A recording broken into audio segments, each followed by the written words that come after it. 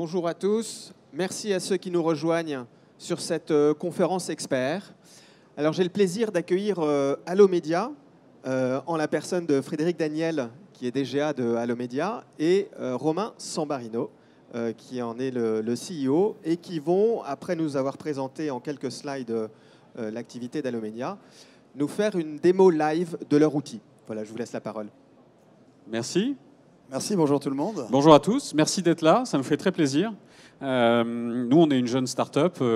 On a lancé la techno dont on va vous parler il y a à peine un an. En un an, il s'est passé beaucoup de choses parce que notre techno, vous allez voir, elle est en tout cas, ce que disent nos clients, elle est plutôt sympa. Mais ça nous fait toujours très plaisir d'être au salon de la relation client. Donc vous êtes des experts de la relation client, pour la majorité évidemment d'entre vous. Et ça tombe bien parce qu'on va parler de téléphone aujourd'hui. N'est-ce pas bon, cher Romain ? Exactement.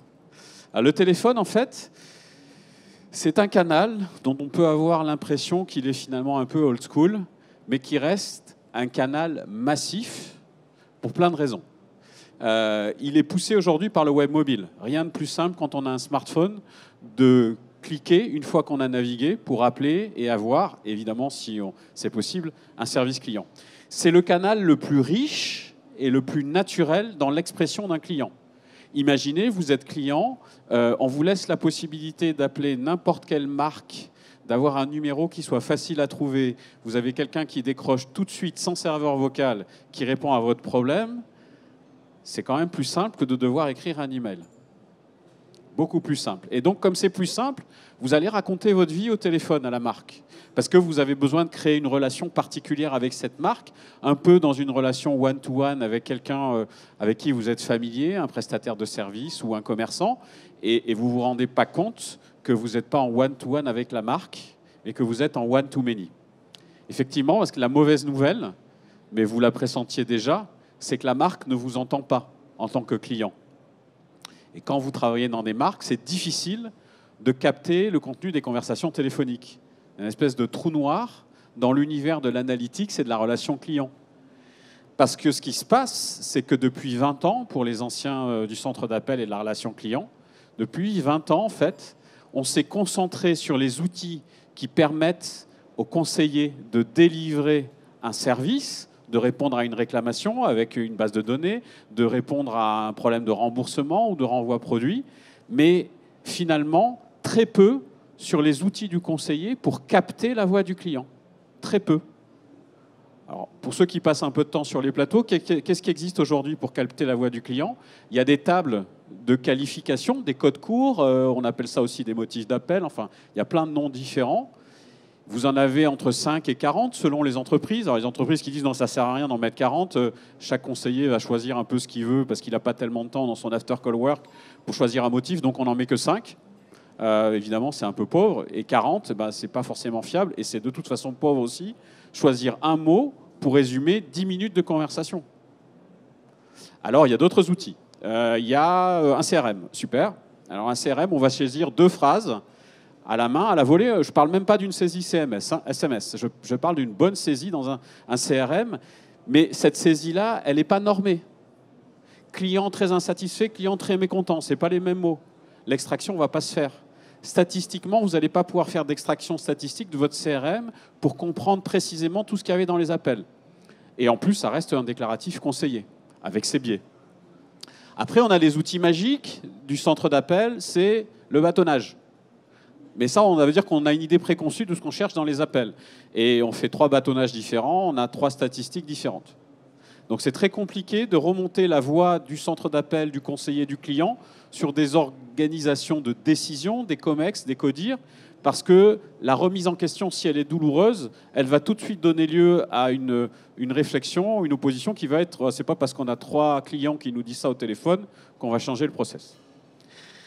Et alors en plus, si vous êtes d'abord passé par le site internet de la marque, vous avez cherché une info, parce qu'il y a beaucoup de self-care aujourd'hui sur les sites, vous vous faites traquer de tous les côtés, parce qu'on a posé un cookie sur votre navigateur et tout.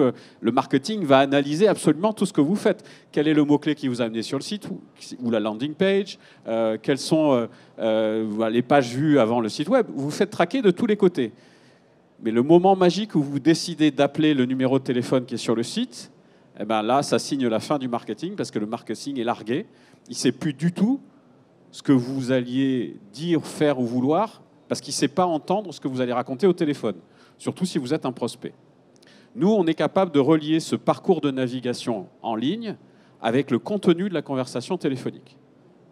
Et donc, on a appelé notre techno le cookie vocal.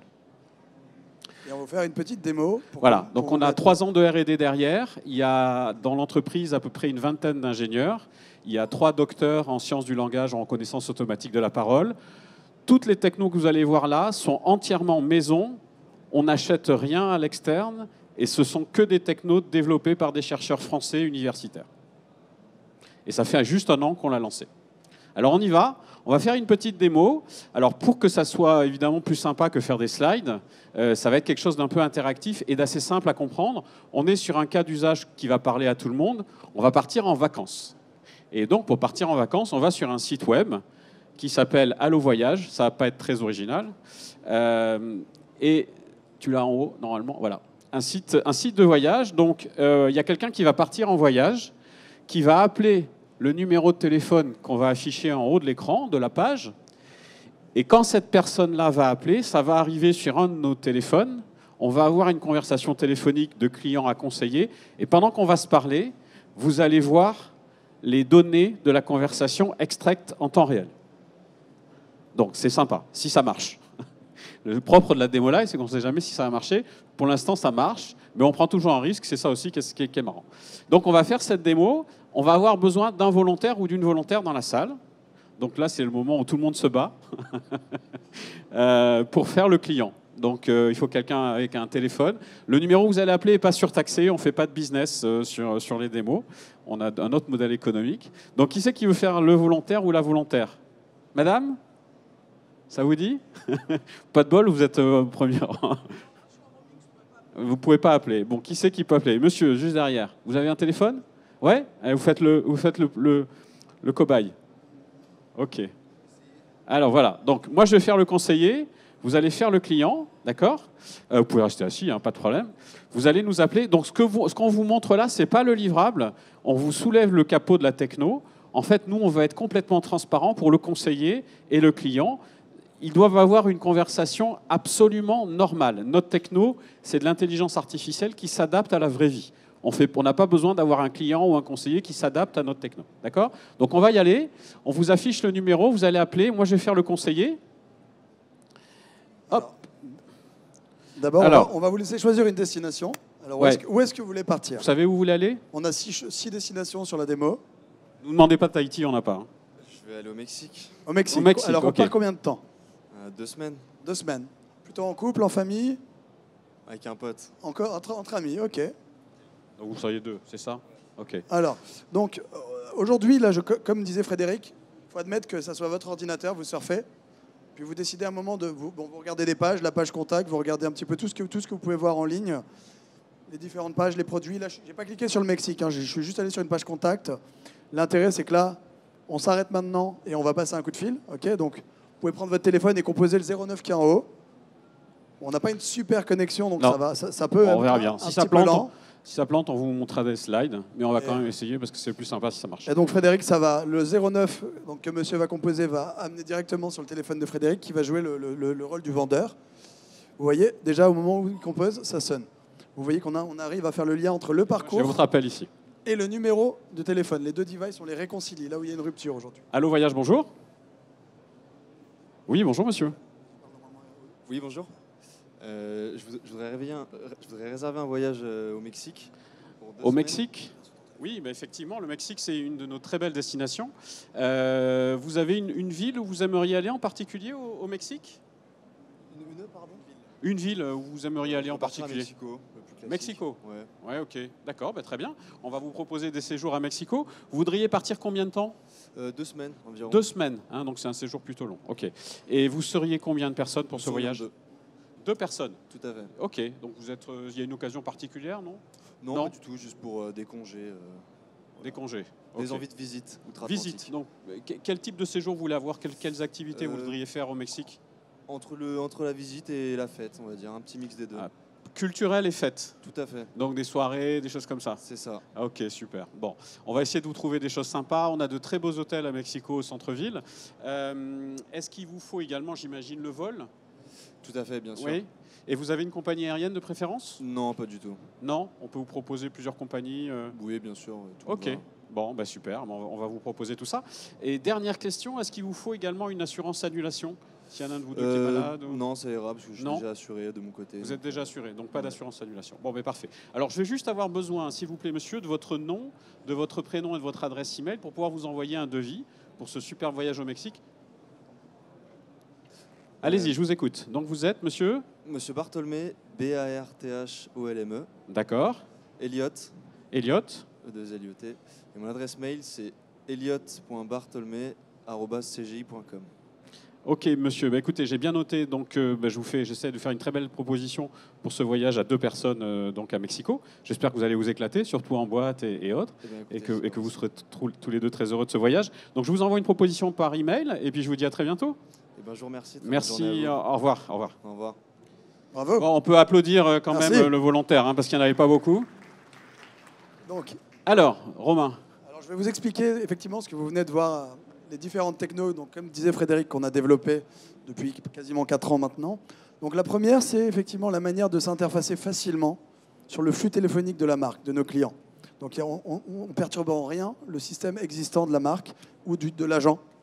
Donc on est juste embarqué comme dans une boucle d'appel en double écoute automatique avec un simple tag, un routage d'appel très simple à mettre en place qui nous permet d'être embarqué donc dans le flux, comme vous l'avez vu d'abord, de faire le lien avec le parcours, qu'on va revoir juste dans la slide juste après, d'être embarqué dans le flux entre la voix du client et la voix de l'agent, de la marque, ce qu'on peut voir dans les 2 petites couleurs, et en temps réel de pouvoir intégralement transcrire la conversation avec un système de reconnaissance vocale qu'on a développé avec nos chercheurs et qu'on adapte sur un modèle acoustique téléphonique. À la différence d'un Siri ou d'un dictaphone, quand vous parlez aux objets connectés, là on est dans un flux audio téléphonique beaucoup plus complexe à analyser, du son dégradé, dont on a dû créer des jeux de données pendant plusieurs années pour avoir un système très performant sur l'analyse et la transcription de la parole vers l'écrit. Donc une fois qu'on a fait ça, comme vous le voyez, il y a une timeline, on le fait en temps réel. Vous avez vu en bas des petites bulles. Donc là, effectivement, on n'a pas parlé d'amis, donc il y a une prédiction qui dit que c'est en couple. Ouais, par voilà, défaut. parce que vous n'avez pas parlé de copains ou d'amis ou de potes ou ce genre de trucs, donc on ne l'a pas analysé. Mais vous voyez déjà qu'on a compris que c'était un séjour long au Mexique. Et ça, c'est de la compréhension qui va être basée sur cet échange oral spontané. Donc il ne faut pas mélanger le conversationnel qu'on peut voir sur des objets connectés, tout ce qui est assistants vocaux, où là on prépare l'assistant à entendre une phrase qu'on a bien programmée. Là, comme disait Frédéric, on est sur un langage déjà humain, donc on va se couper la parole, on va hésiter, c'est beaucoup plus complexe à analyser, et on ne s'attend pas à ce que le client va dire, donc il faut comprendre malgré tout et prendre une décision à la fin de l'appel. Donc là, c'est la 3e brique. Une fois qu'on a donc transcrit, on va comprendre avec du machine learning et de l'analyse sémantique. On a plusieurs méthodes pour pouvoir définir et structurer de la donnée qui finalement nous donne un sens à la fin de l'appel et une action à mener pour la marque.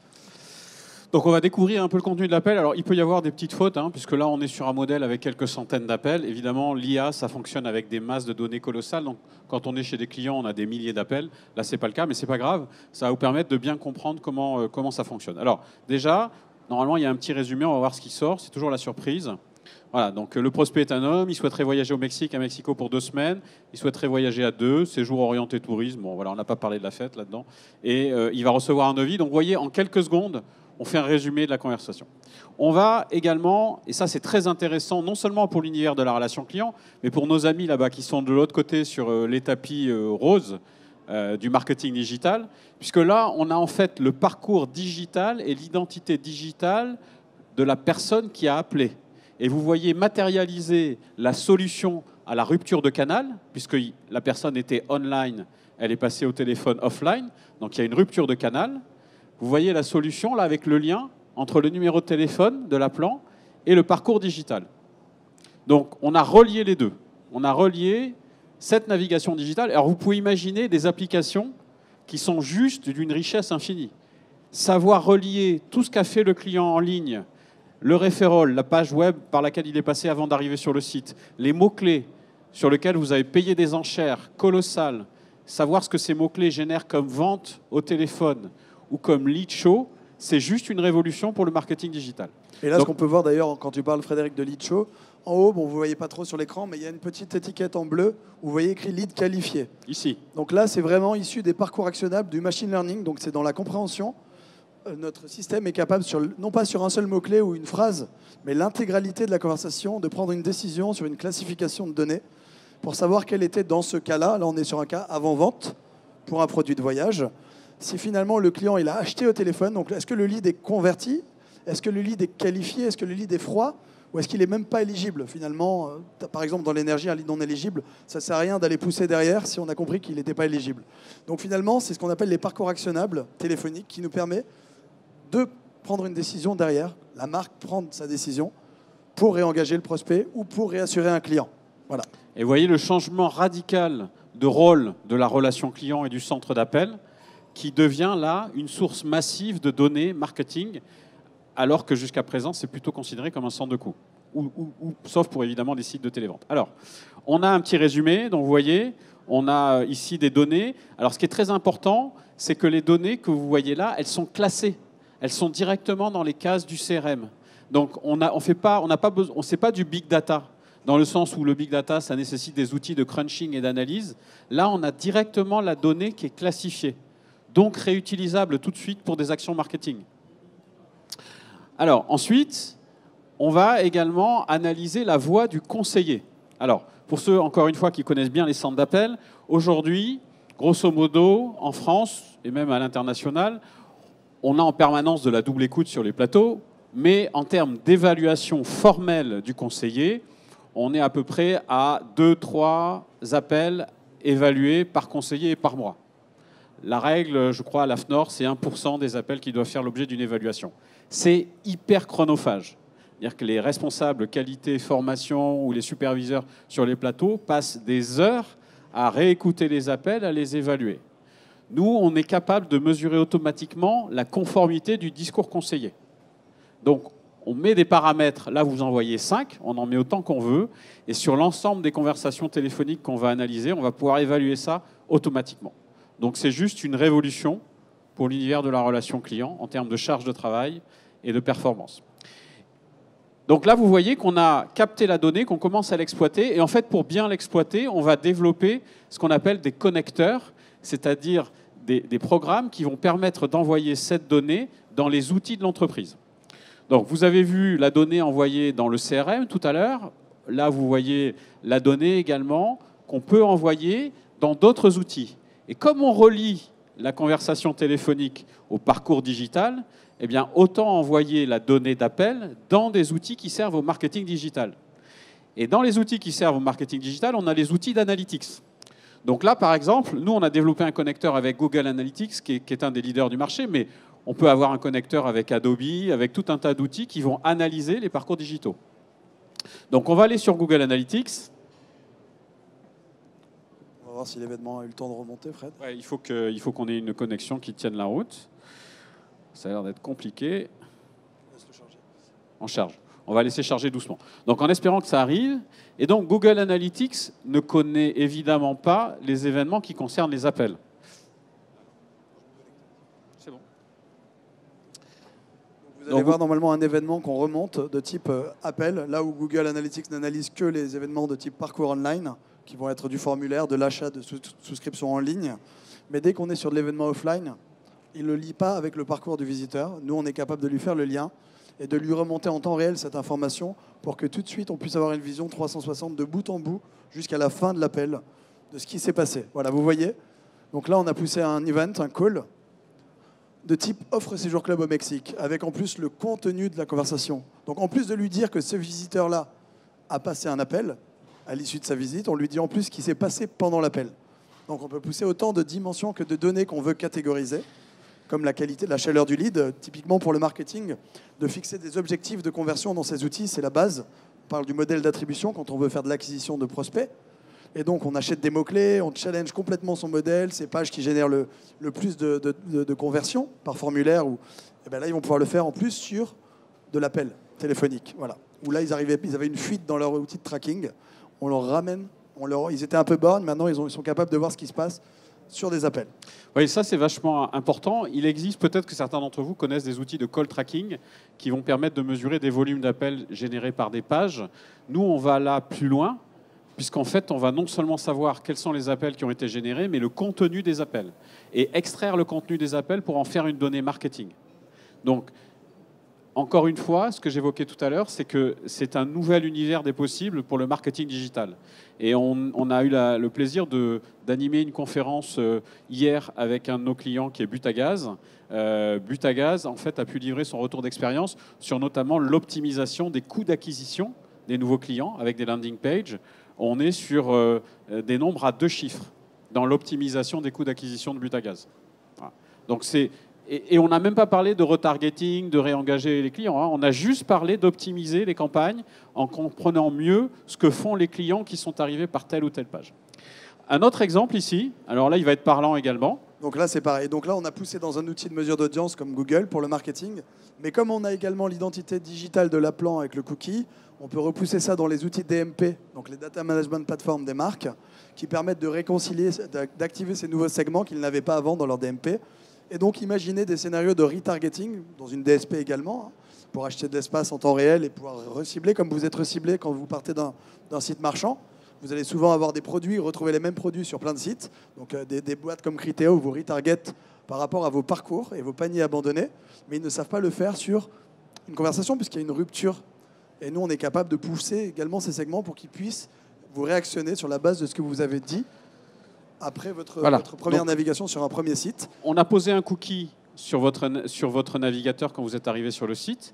On a analysé en temps réel automatiquement le contenu de la conversation. Et grâce à ces 2 démarches, boum, vous prenez là une pub pour un voyage au Mexique. Alors qu'on n'a jamais cliqué sur le Mexique, voilà, sur le site. Nulle part, vous avez cliqué sur quoi que ce soit qui faisait penser que vous alliez au Mexique. Donc cette pub-là, elle est remontée grâce aux outils de tracking digital, mais qui sont assez classiques. Par contre, le contenu de la pub est construit sur la base de ce que vous avez dit au téléphone. Donc ça permet de faire de l'hyper-personnalisation, de ne pas gonfler les clients en leur envoyant des pubs sans s'étendre sur un produit qu'ils ont déjà acheté. Si le lead est déjà converti, on ne pousse pas la pub. Ce n'est pas nécessairement une pub, on peut pousser un message de réassurance, dire que le Mexique est un pays sûr si le client a émis quelques interrogations sur le sujet. Donc vous voyez la puissance de ce message qui va permettre effectivement de combiner le canal digital et le canal voix. Donc là, vous le voyez sur du display, donc de la bannière en ligne, mais ça peut se faire également sur du mail ou du SMS en marketing automation, hein, juste après l'appel. Donc c'est vraiment tous les leviers de marketing, de remarketing qui peuvent être appliqués. Comme on nous a déjà posé la question, ce n'est pas nous qui faisons la pub. Nous, on va générer la donnée, la donnée client issue de la conversation, et on va l'envoyer à vos équipes de marketing digital, à votre agence de pub digitale, et ce sont eux qui vont cruncher la donnée, qui vont la récupérer, qui vont enrichir les données qu'ils ont déjà pour pouvoir faire ce type de pub qui vont être beaucoup plus précis et beaucoup plus pertinents pour les gens qui les voient, ou pas du tout. Si le lead a été converti, on n'envoie pas une pub pour rien. On va vous montrer un autre outil qui est un outil de call analytics. Donc, encore une fois, sur les plateaux, on a vraiment du mal avec des outils d'analytics. Hein. Il commence à y en avoir quelques-uns, mais la base de ce qu'on a en termes d'outils de gestion sur un centre d'appel, c'est plutôt des données quantitatives. Il y a un nombre d'appels reçus, traités, la DMT, le taux de décroché. Là, on va être capable d'aller donner du contenu au reporting d'appel. Donc on va aller dans le journal d'appel. Donc ça, c'est un reporting en SaaS qu'on met à la disposition de tous nos clients. Et en fait, ça leur permet, en cliquant sur le journal d'appel, d'aller voir l'intégralité des appels qu'ils ont reçus avec le contenu apparent des appels. Donc là, vous avez les motifs, les sous-motifs de l'appel. Vous avez la possibilité de réécouter l'appel immédiatement sans être obligé d'aller faire une extraction lourde parce que c'est des enregistrements qui sont stockés pour chaque appel à part. Là, c'est dans un outil de gestion directement accessible. Et ce qui est génial, c'est que quand vous avez besoin sur un plateau d'aller chercher des contenus de conversation, que vous êtes obligé de vous taper la réécoute de 50 appels avant d'arriver à trouver un appel dans lequel on parle du sujet qui vous intéresse, là, on va être capable de filtrer tous les appels en mettant comme filtre les contenus de conversation pour n'avoir à la fin que 4 ou 5 appels à réécouter. Par exemple, là, on peut spécifier qu'on veut rechercher que les appels qui concernent la ville de Mexico. Voilà. Comme tout à l'heure, on a cité Mexico et qu'il a structuré. On va forcément tomber sur notre dernier appel, voilà. Mais on voit qu'il n'y en a eu que 2. Bon, là, on est sur une vitrine démo, hein, sur une interface démo, mais voilà. Ça vous montre. Donc, vous voyez la puissance de l'outil d'analytics. Et alors, si vous souhaitez en plus avoir du sur-mesure sur ce type de reporting, en nous disant, nous, on aimerait avoir des camemberts comme ci, comme ça, des tableaux comme ci, comme ça, on ne va pas vous développer un nouvel outil sur la base d'une autre, mais on va vous envoyer avec des interfaces toute cette donnée dans des outils de data visualisation. Par exemple, Tableau, par exemple, Power BI de Microsoft Dynamics. Et là, vous êtes capable d'avoir un reporting paramétré exactement comme vous voulez, avec les contenus d'appel. Et toujours en temps réel, bien entendu. Hein. Et toujours en temps réel, quand on a automatisé en fait, ces analyses sémantiques. Donc, Fred, pour finir sur cette démo, avant de partir dans les use cases de nos clients, c'est intéressant, on va vous montrer notre démo qui est pas normalement, qu'on n'avait jamais présentée, qui n'est pas très adaptée. Voilà, c'est une avant-première. Mais là, ce que vous avez vu tout à l'heure, c'est je vous parlais qu'on transcrit l'intégralité de la conversation, mais vous avez vu que des mots-clés popaient, d'accord? Parce que finalement, c'est juste esthétique, mais en réalité, on est capable de transcrire l'intégralité, de la remonter même dans vos outils, cette transcription, quand vous utilisez déjà des outils d'analyse voix du client. On a également créé des connecteurs via vous, avec des solutions qui vont analyser d'autres canaux que le téléphone, pour vous puissiez avoir une vision 360 sur la voix du client, omnicanal, multicanal. Voilà. Donc là, je vais vous faire une petite démo, ça va être sur un template. Romain va vous faire la démo, et juste au moment où on la lance, donc finalement, ce qu'il faut retenir de ça, c'est qu'on va transformer dans ce qu'on vous montre là, avant de parler d'analyse sémantique, c'est déjà un pas de géant, puisqu'on transforme en écrit l'intégralité de l'oral, de l'échange oral avec le client, qui était éphémère. Par définition, une fois que la parole a été prononcée, elle s'envole.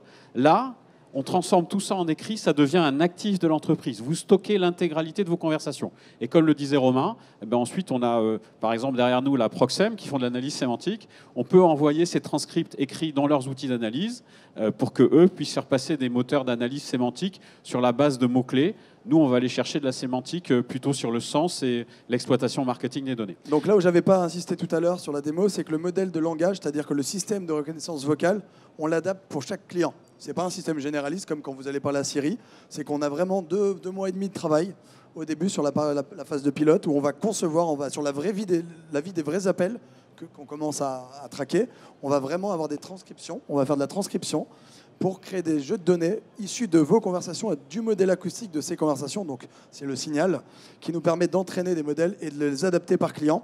Donc là, je vais me mettre sur un modèle adapté plutôt sur un client dans l'énergie. Et je vais parler comme si j'étais... Il faut vraiment que je parle comme au téléphone, d'accord? Ça marche mieux sur du téléphone parce que là, on est dans des mauvaises conditions acoustiques. Je vais parler à un ordinateur qui ne capte pas bien le son comme un micro de téléphone et dont l'acoustique n'est pas adaptée non plus. Mais ça vous montre déjà la rapidité de notre technologie quand elle est en plus adaptée au modèle propre de la marque. Voilà. Donc voilà, on fait le sur-mesure à chaque fois. Donc là, je vais parler sur un contrat d'énergie, je vais parler comme au téléphone. Hein. Voilà, vous allez voir à l'écran, normalement, bon, il y a un peu de latence parce qu'on a une très mauvaise connexion. Donc il peut y avoir quelques secondes de latence, mais normalement, c'est 0,8 secondes de latence. Voilà. Oui, bonjour monsieur. Voilà, je vous appelle en fait, j'ai besoin d'un renseignement rapidement. J'emménage avec mon épouse dans 2 semaines dans une maison et on aurait besoin de souscrire à un contrat d'énergie. Donc on était dans notre ancien appartement chez Engie. Et puis là, on regarde un petit peu les différents tarifs. On a vu Direct Energy, on a vu EDF. On regarde les différents prix. Mais pour ça, on a vu que sur les formulaires en ligne, il fallait qu'on remplisse le nombre de kilowattheures. On a un compteur Linky, mais on n'a pas eu le technicien Enedis. Il n'est pas passé en tout cas. Donc il faudrait rapidement lancer une intervention chez nous pour relever le compteur. Voilà, donc... je vais résilier, je vais regarder quelle démarche je dois faire sur mon ancien appartement, mais ça m'intéresse d'avoir très vite une intervention chez vous. Voilà, si vous pouvez me rappeler au 06 28 66 17 et 32. Je peux faire avec l'accent marseillais peut-être? Non? Voilà, donc je vous montre la rapidité. Embarqué sur du téléphone, ça marche encore mieux que ce que vous voyez là, puisqu'on apprend le bruit, on apprend l'accent en temps réel pour chaque marque, on crée du dataset. Et donc on est capable de s'affranchir de n'importe quelle problématique qui pourrait être un problème d'environnement sonore. Voilà. Aujourd'hui, les technos de speech to text marchent très bien sur du son haute définition. Siri, quand vous parlez à votre téléphone, c'est du HD.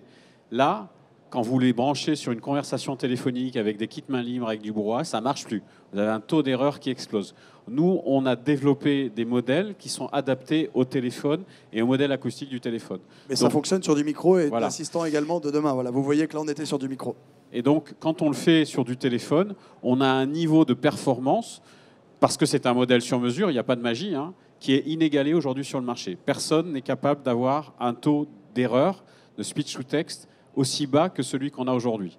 Par rapport aux grands noms qu'on vous a cités tout à l'heure sur le marché, on est à peu près à 30 points de mieux sur les taux d'erreur. Donc c'est juste colossal et ça conditionne évidemment l'étape que vous avez vue avant, l'analyse sémantique qui va suivre cette transcription de la parole, de la conversation téléphonique en écrit. Voilà, donc nous on a terminé notre présentation. Maintenant vous avez quelques minutes pour poser des questions. Alors Fred, je pense si qu'on peut parler déjà des différents clients, des secteurs d'activité. Oui, absolument. Oui, avant qu'on pose des questions, on a encore un peu de temps. Après. Quelle heure il est? On a un peu Là, de il temps. est demi, ouais. Donc aujourd'hui, on a, comme disait Frédéric, après 4 ans de R&D, commercialisé le cookie vocal en novembre 2016. Donc c'est assez récent, ça a un peu moins d'1 an et demi.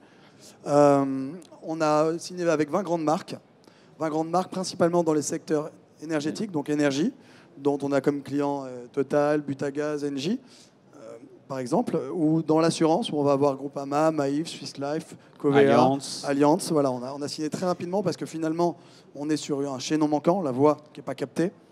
Et on va être dans le voyage également avec des clients comme Voyage SNCF, Oui SNCF et Voyage Privé, ou encore la Poste Solution sur du B2B. Voilà. Donc, et quels sont les use cases? Qu'est-ce qu'on leur apporte concrètement? On va travailler sur 2 axes, à la fois l'avant-vente ou l'après-vente, ou les deux. L'avant-vente, on va se concentrer sur les gens qui abandonnent le panier au téléphone, qui ne vont pas au bout de la vente, pour aller finalement booster le chiffre d'affaires, booster les ventes, sur la compréhension et sur les actions qu'on peut mener juste après l'appel, comme vous l'avez vu. Et également d'optimiser tous les budgets marketing quand on fait le lien avec le parcours digital, puisqu'on sait quelle campagne a généré quelle typologie d'appel. Donc on ventile différemment le budget marketing et ça change tout. On optimise finalement le coût d'acquisition d'un client. Sur l'après-vente, on va être plutôt sur effectivement 2 autres parcours qui vont être des parcours actionnables autour de la satisfaction client. Donc finalement, est-ce qu'il y a eu une insatisfaction faible ou élevée dans l'appel? Et est-ce que c'est toujours le cas à la fin de l'appel pour qu'on puisse prendre une décision? Pareil, avec des leviers de remarketing pour aller reconquérir ou en tout cas rappeler le client en priorité par rapport au degré d'importance. Et pareil sur le churn, est-ce que finalement le client parle de résiliation quand on a des abonnements récurrents par exemple?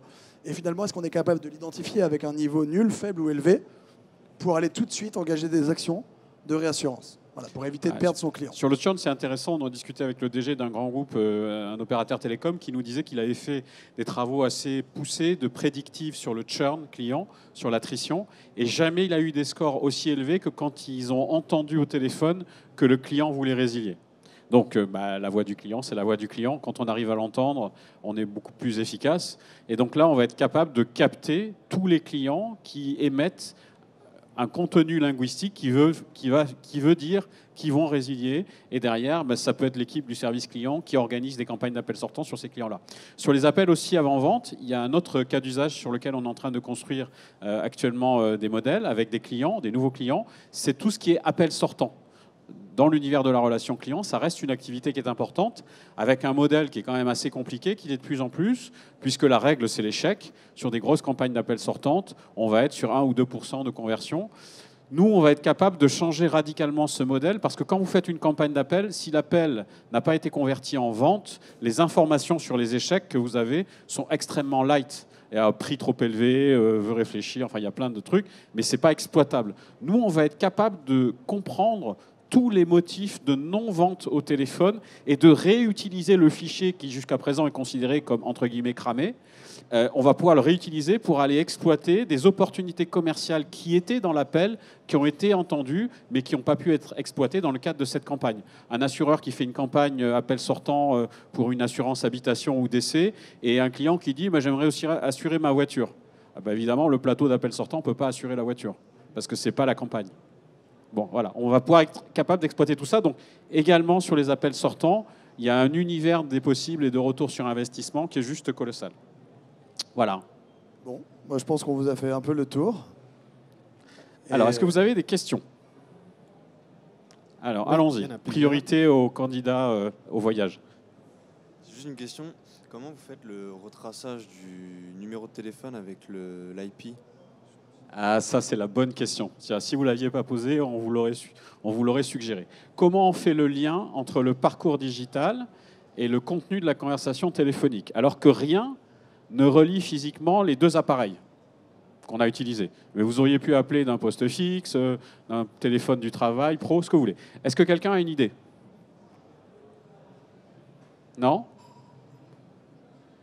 Pardon? Alors attendez, on va vous donner le micro. Je disais, c'est des numéros uniques que vous positionnez en fait sur le site. Absolument, c'est ça. C'est-à-dire qu'en fait, on pose un tag, donc 5 lignes de code sur le site internet. On le fait évidemment de manière hyper sécurisée. On travaille avec Voyage SNCF. Vous imaginez le 3e site e-commerçant de France. Notre programme, il a été audité, testé anti-hacking, tout ce que vous voulez. Et dans ce programme-là, en fait, on a des pools de numéros qui tournent. Donc quand vous êtes client, vous arrivez sur le site internet, vous voyez un numéro affiché. Ce que vous n'imaginez pas, c'est que ce numéro, il est uniquement pour vous au moment où vous appelez. Et donc ça, c'est un concept de call tracking, mais nous, on va beaucoup plus loin, puisqu'en fait, ce numéro, il est unique par visiteur, il n'est pas unique par page, il est unique par session. Et quand vous allez composer le numéro, on sait que vous êtes la personne qui a eu tel parcours de navigation, à qui on a donné ce numéro au moment où il a ouvert sa session.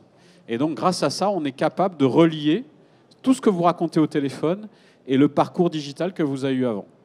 Donc on peut le faire sur un numéro, mais sur plusieurs numéros. Si la marque, par exemple, on bosse avec PSA Retail également dans l'automobile, ils ont plusieurs plaques, plusieurs concessions, mais on va mettre des numéros géographiques, des pools de numéros par plaque, par concession, qui nous permettent de traquer également le parcours.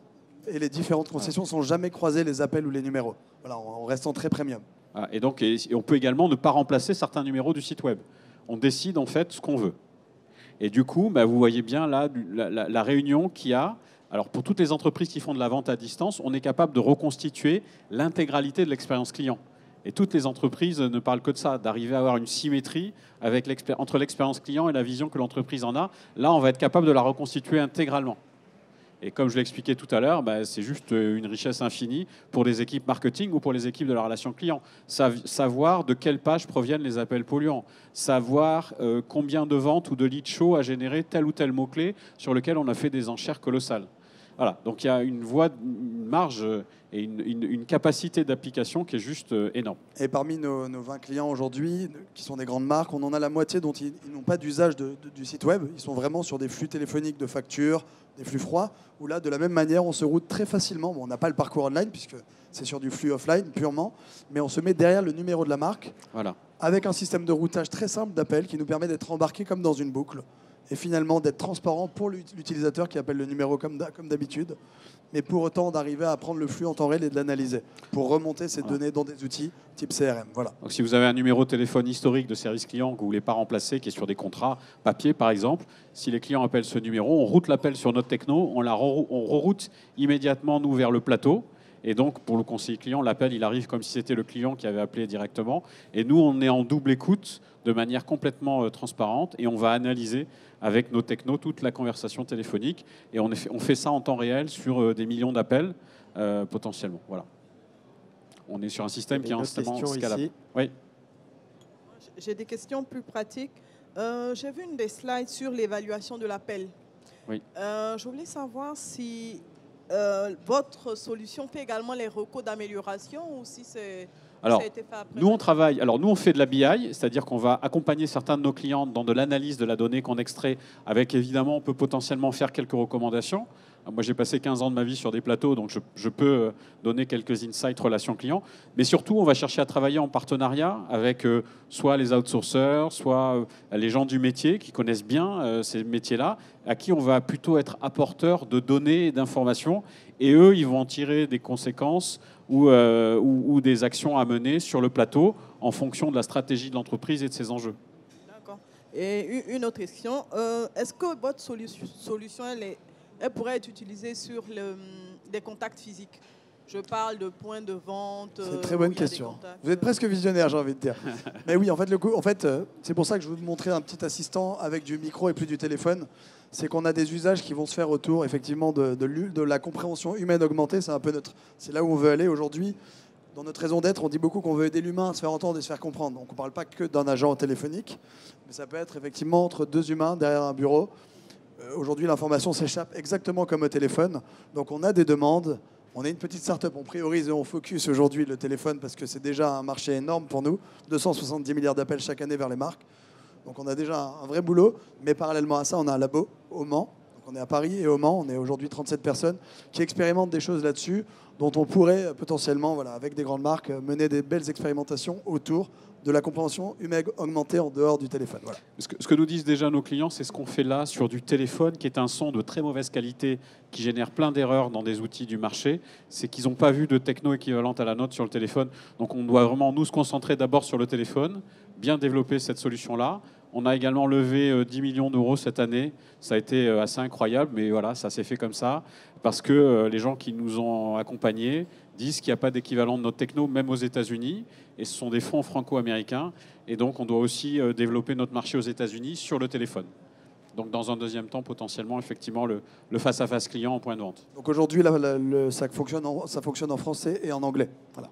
On n'est pas sur d'autres langues pour l'instant sur la partie reconnaissance vocale. Sachant que on est capable de les développer si on a du volume. Voilà. Il nous faut à peu près 6 mois pour lancer une nouvelle langue. On est plutôt sur des limites liées à notre feuille de route et notre capacité de développement qu'un sujet techno, puisque c'est de l'IA, et que les données dont on a besoin pour entraîner les moteurs d'intelligence artificielle, nous, on la capte dans les appels de nos clients. Donc, on est capable de lancer n'importe quelle langue. Voilà. Est-ce qu'il y a d'autres questions ? On est bon sur le temps ? Peut-être 5 minutes encore. Donc, bonjour. Bonjour. Moi, je me questionnais un petit peu. Vous collectez beaucoup d'informations à caractère personnel, probablement aussi des données qui peuvent être sensibles du type santé si on est sur un article 9 et 10 de la GDPR. Et voilà, je me dis, est-ce que vous gérez toute cette partie-là de sécurisation des données ? Parce que c'est là, je me dis, il y a un potentiel énorme. Oui. Et vu les contraintes aujourd'hui sur ces on est en plein dedans. Ça fait 1 an qu'on y travaille. Ouais. Frédéric va répondre. Oui, c'est mon hobby, moi. C'est Fred qui est sur cette partie avec nos avocats et nos clients. Donc effectivement, c'est un sujet qui est stratégique pour nous. On y travaille depuis plus d'1 an. Moi, j'ai évalué des partenaires et des consultants. J'en ai fait au moins 3 ou 4 avant de trouver des gens qui allaient vraiment bien pouvoir nous accompagner là-dessus, avec qui on a fait des audits techniques, audits de processus, cartographie, études d'impact, enfin tous les sujets que vous connaissez si vous travaillez un peu sur la GDPR. Donc évidemment, l'idée, c'est d'être parfaitement aligné avec tous les enjeux. On l'a déjà un peu fait de privacy par design parce que nativement, notre techno est capable d'embarquer des choses qui vont être nécessaires. Par exemple, si évidemment les clients ne souhaitent pas être enregistrés, ils ont la possibilité eux-mêmes, en tapant étoile 9, de bloquer notre système d'analyse. Donc voilà un exemple, mais on en a beaucoup d'autres. On travaille avec tous nos clients là-dessus et on met en place des choses. C'est principalement de la précaution. Sur le traitement des données, qui c'est qui a accès, comment c'est sécurisé, avec ou sans GDPR. De toute façon, quand on travaille avec des gens comme qui sont aujourd'hui nos contacts commerciaux, EDF, Groupama et Allianz, forcément, il y a des enjeux sur la sécurisation des architectures et des données, sans même attendre la GDPR. Donc, évidemment, tous ces sujets-là, on les maîtrise et on a mis en place des choses qui permettent à nos clients de travailler avec nous. Et pour compléter, Frédéric, effectivement, par exemple, sur tout ce qui va être données bancaires, données très sensibles avec tout ce qui est certification PCI DSS, comme Allianz, qui est notre client, on anonymise en temps réel, on crypte à la fois l'audio et le texte. Ce qui fait que même nous, quand on va réannoter, on n'a pas ces données-là. Ni le client, ni nos modérateurs qui annotent des appels. Et donc ça, c'est sur une partie des données sensibles. Et toutes les données, toutes les technos, vous voyez, sont stockées en France sur un cloud dédié OVH sécurisé, dans un environnement PCI DSS et dans un environnement AS, donc serveur haute sécurité, enfin, je ne sais plus le nom, mais de santé, c'est ça. C'est ça, ils ont un agrément pour détenir des autorité de santé, pardon. Des données de santé. Merci. Voilà. Donc effectivement, par rapport à des grosses techno américaines, nous, on est stocké en France, dans des environnements français qui sont complètement en conformité avec l'environnement GDPR. Donc, c'était évidemment un sujet pour nous. Et donc, on traite les données à caractère sensible, orientation sexuelle, religieuse, politique, tous ces éléments-là, avec des processus particuliers. Donc, on a un Data Privacy Officer, qui est, en plus, on a beaucoup de chance, on a trouvé un type génial qui est à la fois qui a un doctorat en intelligence artificielle et qui est juriste. Donc, il maîtrise parfaitement nos chaînes de traitement et il sait exactement dire là où on peut avoir des risques pour la protection des données, puisque c'est du never-ending. Ça ne s'arrête pas le 25 mai. Ça va être un travail permanent. Et en plus, on a un devoir de conseil au titre de notre posture de sous-traitant vis-à-vis de tous nos clients. Voilà. J'espère avoir répondu à vos questions. On a un stand pas très loin, je crois. Voilà, on est au H34. Si vous voulez venir nous voir, on est juste à l'entrée de la grande salle de conférence qui est sur la droite. Et si ça vous intéresse, si ça vous inspire, ce qu'on vous a montré, on peut venir vous faire cette démo live chez vous, dans votre entreprise. On cale un rendez-vous, on vient vous faire la démo devant vous, vos collègues, les gens que vous voudrez et dont vous pensez qu'ils pourront être intéressés par cette démo du marketing ou de la relation client. Voilà, merci beaucoup pour votre attention. Très bonne journée, très bon salon. Merci, très bon salon à vous tous.